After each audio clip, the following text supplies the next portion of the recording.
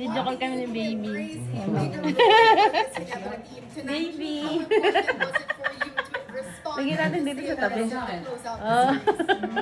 Ngayon itong series na to, sobrang hirap maka... Heart tayo, baby. Kasi yung mga kids nakakapag-prepare. Uy, ano mo ka? So, yun yung Asa ka naman, baby? Ayun, heart, baby. Dahil galing kami sa panalo and tinitignan ng mga coaches kung paano kami makakapag-respond. And Heart, nasabi na yun kung baby. paano Nakatingin namin sa'yo, Sen. tatanggapin Oo yung nga game eh. ng panalo kami. So, tumitingin pa sa'yo. Buti na lang na nakapag-respond kami na maayos kahit na galing kami sa panalo. Siyempre, nandito ako. Barangay Nebra has taken to the finals once again.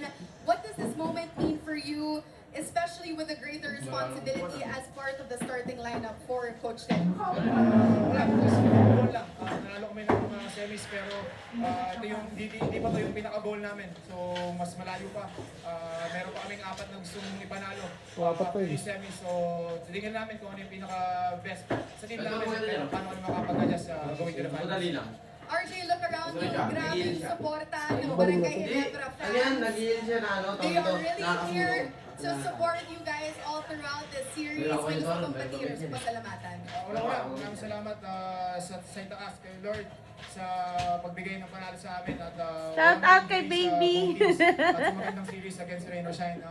Binabati ko yung asawa ko na lagi nakasuporta, family ng wife ko na lagi nandyan, mama ko na nasa Bulacan at yung mga pamangkin ko na lagi sumusuporta. At sa mga barangay Ginebra. Ay, dito kami.